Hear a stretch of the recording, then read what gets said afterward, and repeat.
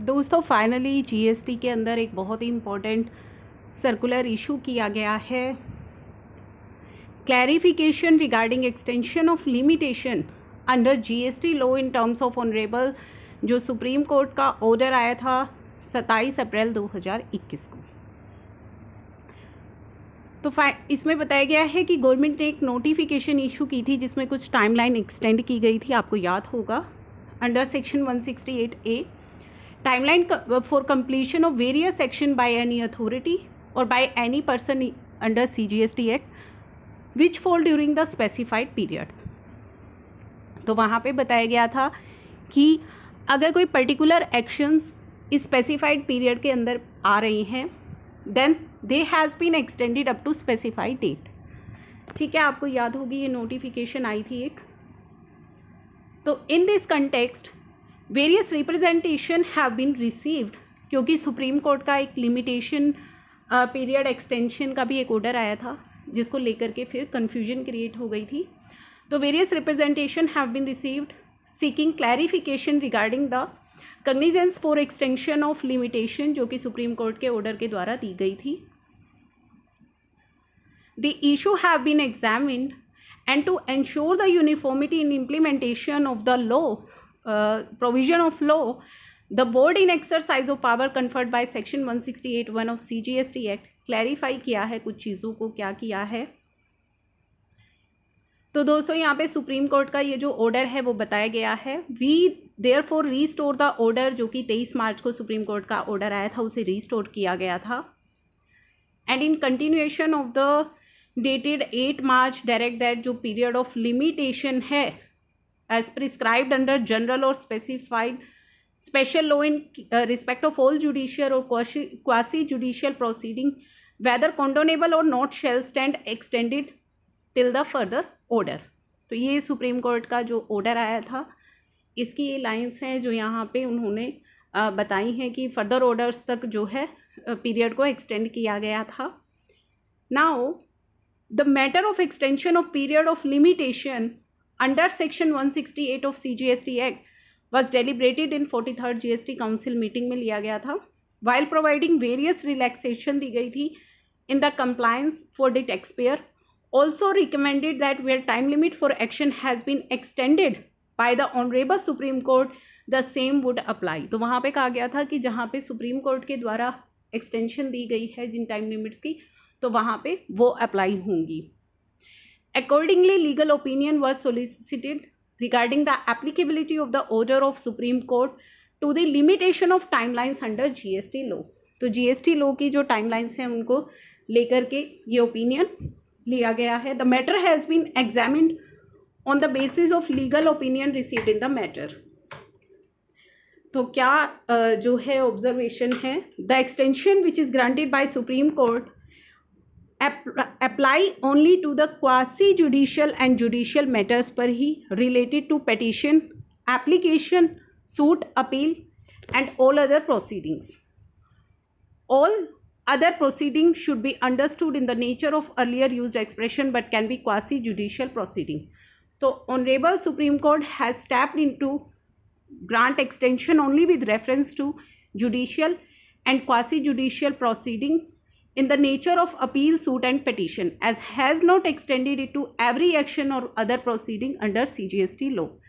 तो केवल ये जो जुडिशियल और क्वासी जुडिशियल प्रोसीडिंग है in the nature of appeal, suit and petitions से रिलेटेड है जो कोर्ट का ऑर्डर है। For the purpose of counting the period of limitation for filing of appeal before any appellate authority under the GST law, the limitation shall stand extended till further order by the Honorable Supreme Court in suo motu, जो कि writ petitions है, wide order dated 27th April।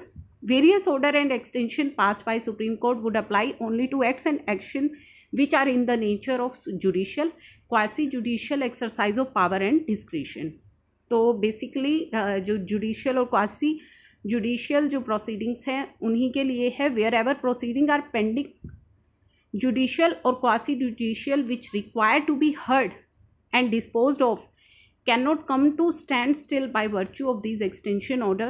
Those cases need to be adjudicated or disposed of physically or through virtual mode based on prevailing policies and practices beside the instructions if any। तो basically इसमें जो observation है वो मैं आपको बता देती हूँ। Proceedings that need to be initiated और compliance that need to be done by the tax pairs, तो उनसे रिलेटेड क्या कहा है, this action would continue to be governed by the statutory mechanism and time limit provided and extension granted under the statute itself। तो जो proceeding है that need to be initiated या जो कंप्लायंसेस टैक्स पेयर को करने हैं वो उसी स्टैच्यू या उसी लॉ के अंदर गवर्न होंगे जो एप्लीकेबल है। वेरियस ऑर्डर ऑफ जो सुप्रीम कोर्ट है would not apply to said proceeding and compliance on the part of tax payers. तो इन टैक्स पेयर के पार्ट पर जो प्रोसीडिंग एंड कंप्लायंस है वहाँ पे वो ऑर्डर नहीं है। Quasi judicial proceeding by tax authorities के द्वारा अगर है, the tax authority can continue to hear and dispose of the proceedings where they are performing the functions as quasi judicial authority.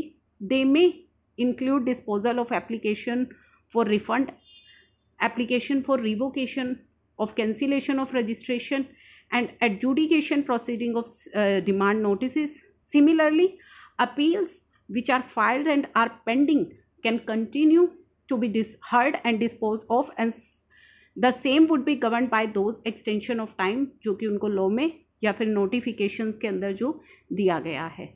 तो उसकी भी क्लैरिटी इन्होंने यहाँ पे दे दी है।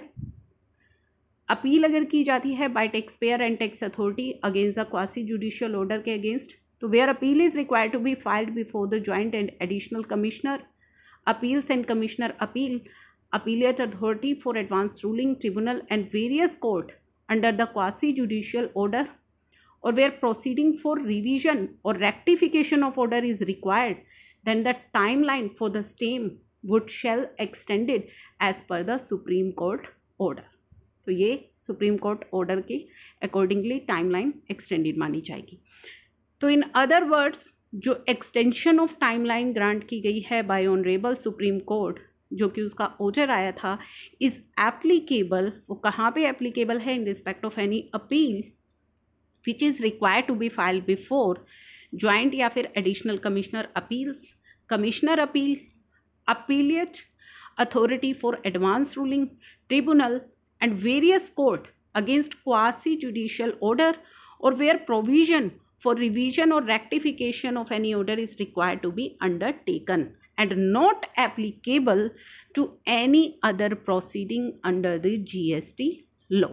तो ये चीज़ इन्होंने इस ऑर्डर, इस सर्कुलर के अंदर क्लियर कर दी है कि GST की किन प्रोविजंस में ही एप्लीकेबल रहेगा वो सुप्रीम कोर्ट का जो ऑर्डर है, and is not applicable to any other provisions under the GST law।